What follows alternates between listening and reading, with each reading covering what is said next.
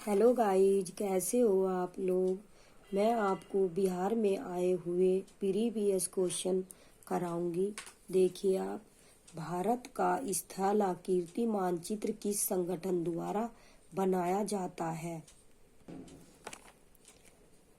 भारतीय भू वैज्ञानिक सर्वेक्षण द्वारा, भारतीय सर्वेक्षण द्वारा, भारतीय प्राणी सर्वेक्षण द्वारा, उपरोक्त में से एक से अधिक, उपरोक्त में से कोई नहीं। तो इसका आंसर होगा भारतीय सर्वेक्षण द्वारा, बी आंसर होगा। एक्सप्लेनेशन देख लीजिए आप। देखिए, भारत का स्थलाकृति मानचित्र भारतीय सर्वेक्षण विभाग द्वारा बनाया जाता है। यह विज्ञान और प्रौद्योगिकी विभाग के अंतर्गत राष्ट्रीय सर्वेक्षण और मानचित्र संगठन है। इसकी स्थापना 1767 ईस्वी में की गई थी। अगला क्वेश्चन देखिए आप लोग। देखिए, सूची 1 को सूची 2 से सुमेलित कीजिए और सूचियों के नीचे दिए गए कूट से सही उत्तर का चयन कीजिए। चार क्या है, एक डेल्टा है। कंकर क्या है, बांगर। और कयाल क्या है, तटीय मैदान। और मांड क्या है, पंजाब का मैदान। तो देखिए कौन सा इसका आंसर होगा। ए का दो देखिए किस में, ए का 1, ए का 2, ए का 3। तो इसका आंसर होगा 2। एक्सप्लेनेशन देख लीजिए आप। देखिए, 4 डेल्टा है, कंकर बांगर है, कयाल तटीय मैदान है और मांड पंजाब का मैदान है। अगला क्वेश्चन देखिए आप लोग। देखिए, सूची 1 को सूची 2 से सुमेलित कीजिए और सूचियों के नीचे दिए गए कूट से सही उत्तर का चयन कीजिए। कुछ प्रांतों में संसाधनों की उपलब्धता, संबंधित प्रांतों के नाम। खनिज संसाधनों की संपदा परंतु औद्योगिकरण की कमी, झारखंड। सही है। आगे देखिए, जल संसाधनों की संपदा परंतु आधारभूत संरचना के विकास की कमी, अरुणाचल प्रदेश। सौर और वायु ऊर्जा की संपदा परंतु जल संसाधनों की कमी, राजस्थान। ये भी सही है।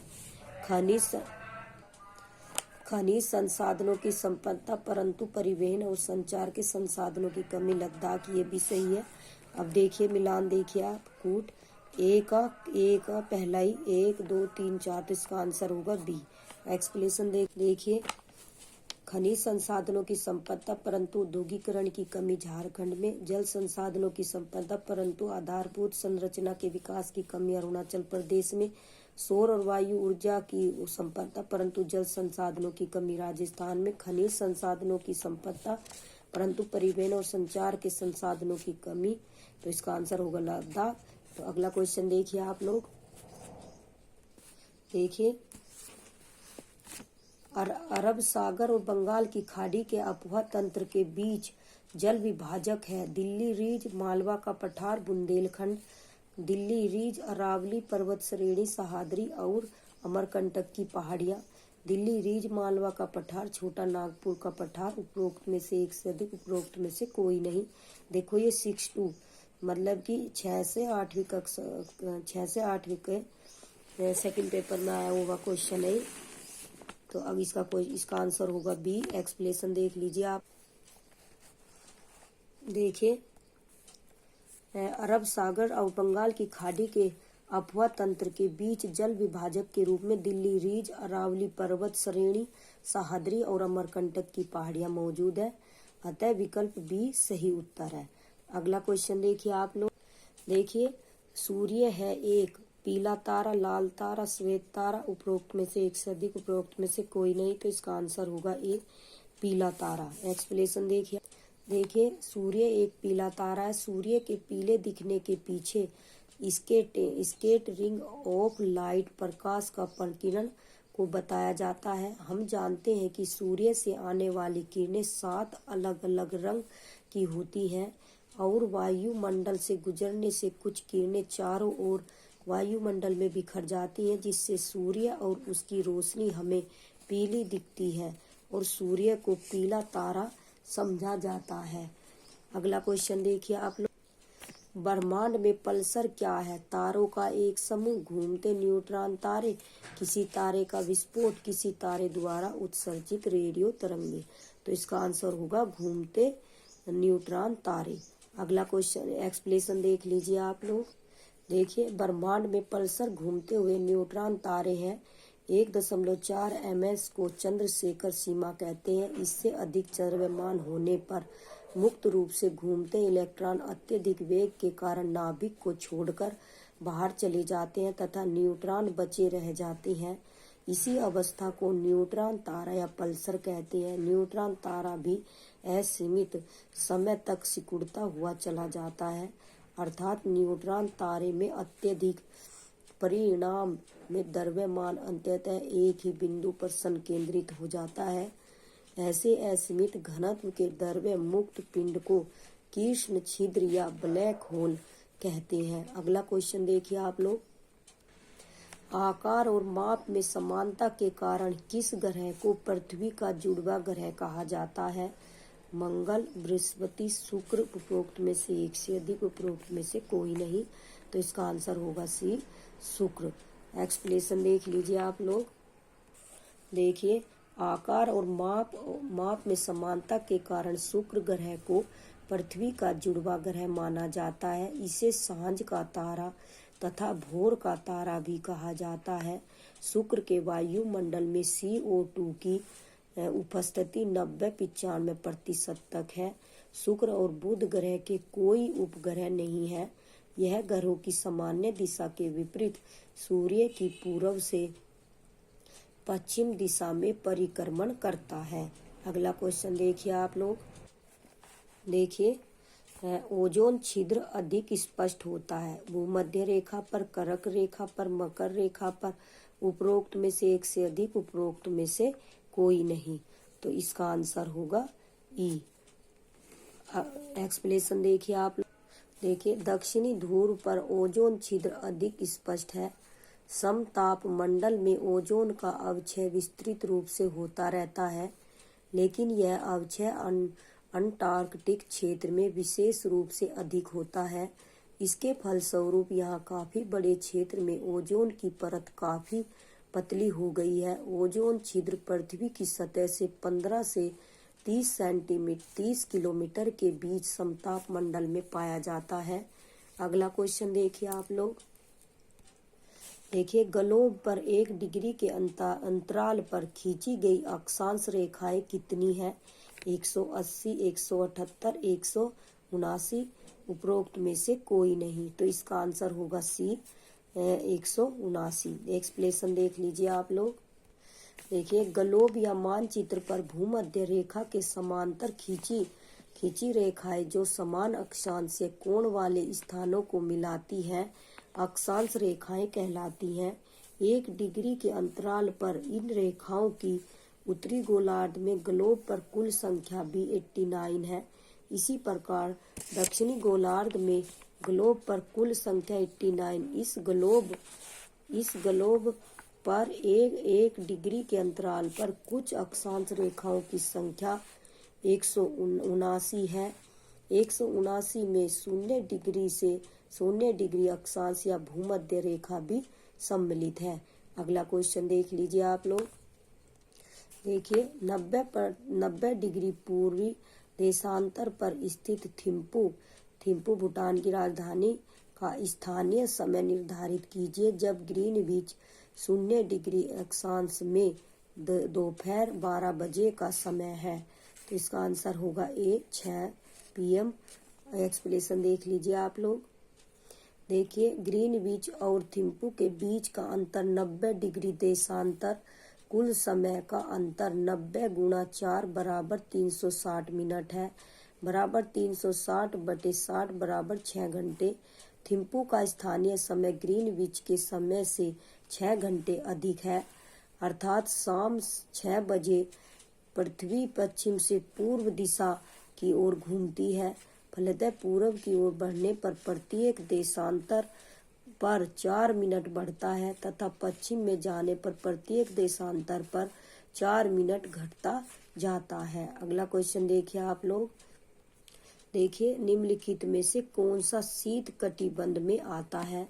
66.5 डिग्री उत्तरी अक्षांश और उत्तरी ध्रुव के बीच स्थित क्षेत्र, दोनों गोलार्धों में 23.5 डिग्री और 66.5 डिग्री अक्षांशों के बीच स्थित क्षेत्र। देखिए, दक्षिण ध्रुव वृत्त, अंटार्कटिक वृत्त और दक्षिणी ध्रुव के बीच स्थित क्षेत्र। उपरोक्त में से एक से अधिक, उपरोक्त में से कोई नहीं। तो इसका आंसर होगा डी। एक्सप्लेनेशन देखिए आप। देखिए, शीत कटिबंध पेटी का विस्तार 66.5 डिग्री से 90 डिग्री के बीच दोनों गोलार्धों में होता है। इसमें टैगा, टुंड्रा तथा हिमांचित प्रदेश आते हैं। शीत कटिबंध क्षेत्र दक्षिणी गोलार्ध में दक्षिणी ध्रुव, दक्षिणी गोलार्ध में दक्षिणी ध्रुव और अंटार्कटिक वृत्त के बीच स्थित है तथा उत्तरी गोलार्ध में उत्तरी ध्रुव और आर्कटिक वृत्त के बीच स्थित है। भूमध्य रेखा से दूर होने के कारण इन क्षेत्रों में केवल सूर्य की तिरछी किरणें ही पहुंच पाती हैं। अगला क्वेश्चन देखिए आप लोग। देखिए, यदि ग्रीनविच में दोपहर के 12 बजे हैं तो ग्रीनविच के 30 डिग्री पूर्व में क्या समय होगा? दोपहर के 2 बजे, दोपहर के 1 बजे, सुबह 10 बजे।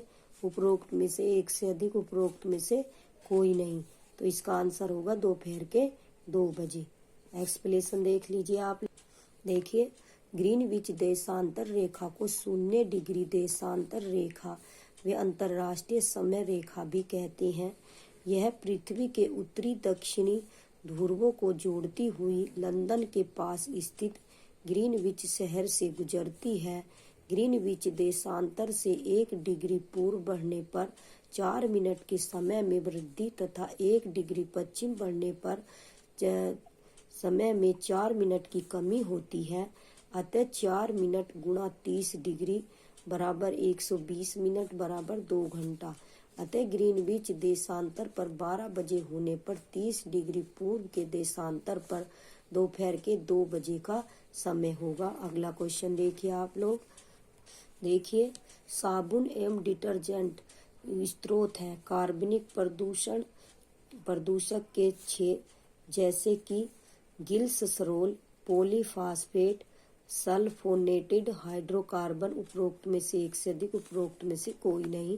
तो इसका आंसर होगा उपरोक्त में से एक से अधिक। देखिए, एक्सप्लेनेशन आप लोग। देखिए, ग्लिसरोल, पॉलीफास्फेट्स और सल्फोनेटेड हाइड्रोकार्बन ये सभी साबुन और डिटर्जेंट में प्रदूषक होते हैं। गौरतलब है कि साबुन बनाने के लिए आवश्यक वसा और तेल पौधों और जानवरों से निकाले जाते हैं और इसे ट्राइग्लिसराइड बनाने के लिए वसा के प्रति अणु में 3 फैटी एसिड अणु मिलाए जाते हैं। इस प्रकार संदर्भित प्रश्न में एक से अधिक विकल्प सत्य हैं। अगला क्वेश्चन देखिए आप। देखिए, निम्नलिखित कथनों पर विचार कीजिए। सतह क्षेत्रफल के हिसाब से विक्टोरिया झील दुनिया की तीसरी सबसे बड़ी मीठे पानी की झील है। यह अफ्रीका के महान झीलों में से एक है। इसकी सीमा 4 देशों तंजानिया, युगांडा, रवांडा और केन्या से लगती है। विक्टोरिया झील से निकलने वाली एकमात्र धारा नील नदी है जो युगांडा के जिंजा के पास झील से बाहर निकलती है। उपरोक्त में से कौन से कथन गलत है? तो इसके 1 और 3 गलत है। एक्सप्लेनेशन देखिए आप लोग। देखिए, विक्टोरिया झील अफ्रीका महाद्वीप में स्थित है। यह अफ्रीका की सबसे बड़ी तथा विश्व की मीठे पानी की दूसरी सबसे बड़ी झील है। इसकी सीमा 3 देशों केन्या, युगांडा और तंजानिया से लगती है। विक्टोरिया झील से श्वेत नील नदी का उद्गम स्रोत है। विषुवत रेखा इस झील से होकर गुजरती है। अगला क्वेश्चन देखिए आप लोग। अभिकथन ए तथा घाना तट पर सोने के समृद्ध प्लेसर जमाव पाए जाते हैं और ब्राजील में सोने की सीराएं पाई जाती हैं क्योंकि किसी समय से महाद्वीप अटलांटिक तटीय तट के साथ एक साथ संयुक्त थे। तो ए और आर दोनों सही हैं और आर ए की सही व्याख्या करता है। तो इसका आंसर होगा ए। अगला क्वेश्चन देखिए आप लोग। एक्सप्लेनेशन देखिए। घाना तट पर सोने के समृद्ध प्लेसर जमाव पाए जाते हैं और ब्राजील में सोने की सीराएं पाई जाती हैं। इससे यह प्रमाणित होता है कि किसी समय में ये महाद्वीप अटलांटिक तट के साथ एक साथ संयुक्त थे। अगला क्वेश्चन देखिए आप लोग, देखिए यूएई के रियासती राज्य हैं कितने? 7 राज्य हैं। तो उनमें कौन कौन से? संयुक्त यूनियन, संयुक्त अरब अमीरात। तो इसमें अबू धाबी है, दुबई है, शारजाह है, अजमान है, अलकेन है, फुजेराह, रास अल खेमा। तो इसका आंसर होगा ए। एक्सप्लेनेशन देख लीजिए आप लोग। संयुक्त अरब अमीरात को 7 राज्यों में विभाजित किया गया है, जो निम्न है: Abu Dhabi, Dubai, Sharjah, Ajman, अलकेन, फुजेराह, रास अल खेमा। अगला क्वेश्चन देखिए आप लोग, देखिए निम्नलिखित में से कौन सा कथन उत्तरी अमेरिका महाद्वीप की लेक सुपीरियर के संबंध में सत्य है? देखिए यह विश्व का खारे जल का सबसे बड़ा झील समूह है।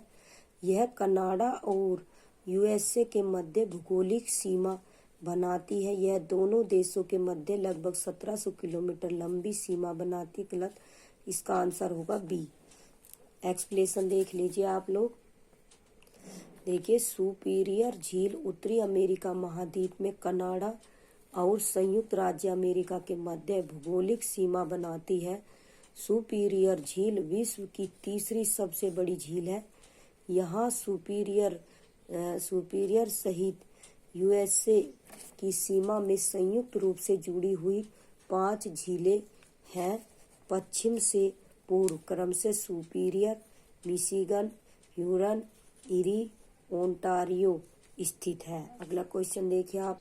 देखिए खनिज में निम्नलिखित में से किस चट्टान के स्तर में जमा होता है? तो इसका आंसर देखिए अवसादी चट्टान, रूपांतरित चट्टान, आग्नेय चट्टान। उपरोक्त में से एक से अधिक, उपरोक्त में से कोई नहीं। तो इसका आंसर होगा उपरोक्त में से एक से अधिक। एक्सप्लेनेशन देख लीजिए आप लोग। देखिए खनिज विभिन्न प्रकार के सेलों में पाए जाते हैं। कुछ खनिज आग्नेय सेलों में पाए जाते हैं, कुछ कायंत्र सेलों में, जबकि अन्य अवसादी सेलों में पाए जाते हैं। आग्नेय चट्टानों में प्रमुख रूप से लोहा, निकेल, तांबा, सीसा, जस्ता, क्रोमाइट, मैग्नीज, सोना आदि प्रमुख होते हैं। अवसादी चट्टानों में खनिज तेल, प्राकृतिक गैस, कोयला के भंडार आदि प्रमुख है। रूपांतरित चट्टानों के कारण फाइलाइट, सिस्ट, नीस, क्वार्टजाइट, मार्बल आदि। इनमें से भी एक क्वेश्चन हमेशा बनता है चट्टानों से। मैं तो ये कहूँगी कि आप उन्हें याद ही करके चले जाना या रट के ही चले जाना। एक क्वेश्चन आता ही है इनमें अवसादी चट्टानों में से, ठीक है। और रूपांतरित चट्टान के उदाहरण कौन कौन से, ये उदाहरण याद करके जाने हैं। और इसके अवसादी चट्टानों के और उसके किसके, आग्नेय चट्टानों के, ठीक है। अगला क्वेश्चन देखिए आप लोग।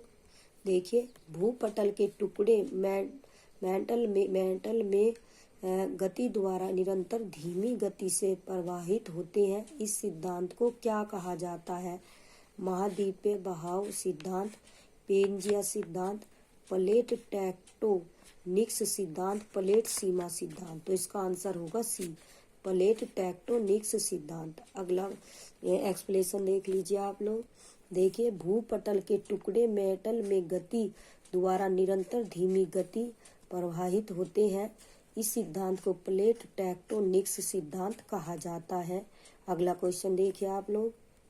देखिए सेल जिनमें जीवाश्म पाए जाते हैं, तो जीवाश्म अवसादी सेल में पाए जाते हैं, कायंत्र सेल में पाए जाते हैं या आग्नेय सेल में? तो इसका आंसर होगा अवसादी सेल में पाए जाते हैं। आप एक्सप्लेनेशन देख लीजिए। देखिए चट्टानों के चूर्ण होकर नीचे जमा होते जाने से ही अवसादी सेल का निर्माण होता है। इसकी रचना परतों के रूप में होने के कारण इसे परतदार सेल भी कहते हैं। अधिकतर जीवाश्म एवं खनिज तेल इसी प्रकार की चट्टानों में पाए जाते हैं। संपूर्ण भूपृष्ठ के लगभग 75% भाग पर अवसादी सेलों का विस्तार है। तो ये वेरी वेरी इंपॉर्टेंट है। अवसादी सेल तो आपको पढ़ के ही जाना है, याद कर लेना। अगला क्वेश्चन देखिए आप लोग। देखिए, निम्नलिखित में से कौन सा युवा वलित पर्वत नहीं है? तो अरावली, एंडीज, एप्लेसियन, उपरोक्त में से एक से अधिक। तो इसका आंसर होगा उपरोक्त में से एक से अधिक, जो मतलब वलित पर्वत नहीं है। तो एक से अधिक वलित पर्वत नहीं है। देखिए एक्सप्लेनेशन आप लोग। देखिए, उपयुक्त विकल्प में एंडीज पर्वत को छोड़कर अरावली व अप्लेसियन दोनों ही युवा वलित पर्वत नहीं है। ये प्राचीन वलित मोड़दार पर्वत है। ये वर्षों पहले बने हैं। इनमें मध्य ढलान है। इसके उदाहरण है यूराल पर्वत, अरावली पर्वतमाला और अप्लेसियन पुराने वलित पर्वत के उदाहरण है। जब चट्टानों में पृथ्वी की आंतरिक शक्तियों के कारण मोड़ या वलन पड़ता है तो उसे वलित या मोड़दार पर्वत कहते हैं। अगला क्वेश्चन देखिए आप। देखिए, दक्षिण प्रायद्वीपीय उच्च भूमि का भाग है कौन सा? दक्षिणी प्रायद्वीपीय उच्च भूमि का भाग गोंडवाना लैंड का भाग है। इसका आंसर होगा ए। एक्सप्लेनेशन देख लीजिए आप लोग। एक्सप्लेनेशन देख लीजिए आप। दक्षिणी प्रायद्वीपीय उच्च भूमि गोंडवाना लैंड का भाग है। गोंडवाना एक वृहद महाद्वीप था जिसका अस्तित्व नवप्रागजीव महाकल्प से लेकर जुरासिक काल तक था। यह पेंजिया का दक्षिणी भाग था। उत्तरी भाग को लोरेशिया कहा जाता है। अगला क्वेश्चन देखिए आप लोग। देखिए, रिएक्टर स्केल किस मापक का पैमाना है? ज्वालामुखी उद्गार का, बाढ़ की तीव्रता का, भूकंप का, उपरोक्त में से एक से अधिक, उपरोक्त में से कोई नहीं। तो इसका आंसर होगा भूकंप का। अगला क्वेश्चन देखिए। देखिए, निम्नलिखित में से कौन सा भूकंप की गहनता नापने हेतु उपयोग में लाया जाता है? रिएक्टर पैमाना, मरकली पैमाना, महान हार्बर तरंग, उपरोक्त में से एक से अधिक, उपरोक्त में से कोई नहीं। तो इसका आंसर होगा मरकली पैमाना। एक्सप्लेनेशन देख लीजिए आप लोग। देखिए, मरकली पैमाना भूकंप की तीव्रता नापने हेतु उपयोग में लाया जाता है। भूकंप की गहनता का मापन भूकंप की तीव्रता और उसके परिमाण से निकाला जाता है। जहाँ तीव्रता भूकंप मापन की गुणात्मक इकाई है, वही परिमाण मात्रात्मक इकाई है। अगला क्वेश्चन देखिए आप लोग। देखिए, भूकंप के संबंध में निम्नलिखित में से कौन सा कथन सत्य है? भी तरंगे अनुप्रस्थ तरंगे गलत। धरातल पर उद्गम केंद्र के ऊपर के स्थान को अधिकेंद्र कहते हैं। जानवरों के व्यवहार का अध्ययन स्थानीय लोगों द्वारा अपनाई गई भूकंप की भविष्यवाणी